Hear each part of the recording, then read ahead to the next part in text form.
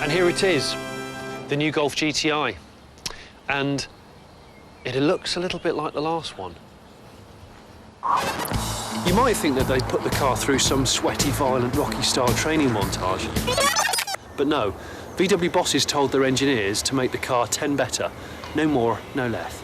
So it's got 10 more horsepower, 10% lower emissions, 10% better fuel economy. 10, a lowly 10. Volkswagen's one of the biggest, most influential car companies on this planet. So why not make it 50? For that reason, I found my very first meeting with the 22 grand GTI incredibly average. I'd excitedly rushed to France, where the car was introduced to the press so I could drive it as soon as possible. But its familiarity, coupled with perfect roads, made the whole experience desperately underwhelming. What I needed to do was test the car back in Blighty, where the roads are less than perfect, and find myself a legendary adventure befitting of the legendary GTI. On the plane, I did a little bit of reading, and I've got myself a new hero, well, anti-hero, the highwayman Dick Turpin. He rode a horse from here, Epping Forest, near London, to York in one day. I'm going to do the same in that, not on it. Turpin's journey was all about giving himself an alibi. How could he possibly have murdered someone in London if he'd been in York the same day, officer? I want to retrace his steps in the Golf because, for good reason, I reckon today Dick Turpin would drive a GTI. Turpin's horse was called Black Bess, who, according to legend, was the most perfect nag in the land. She was muscular, athletic and fast, but subtle and beautiful. If the GTI is going to compete with Bess, it's got to do all of the above.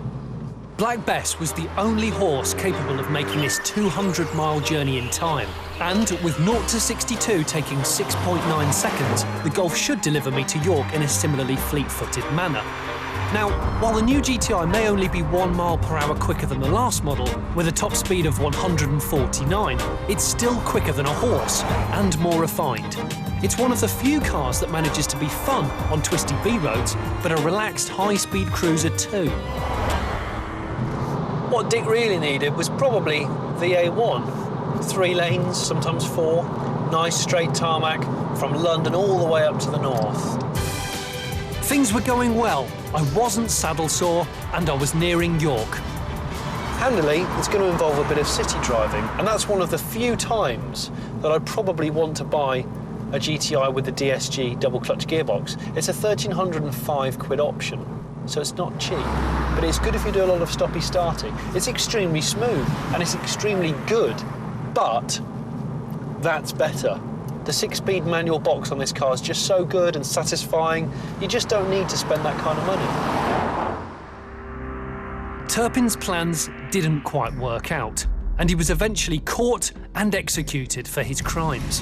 Black Bess disappeared, presumably turned into some sort of 18th century glue.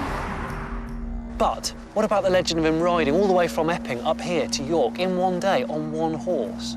That's probably more of a myth. But one thing that's for sure is that the Golf GTI is a legend, and it's a living legend, and it's better today than it ever has been.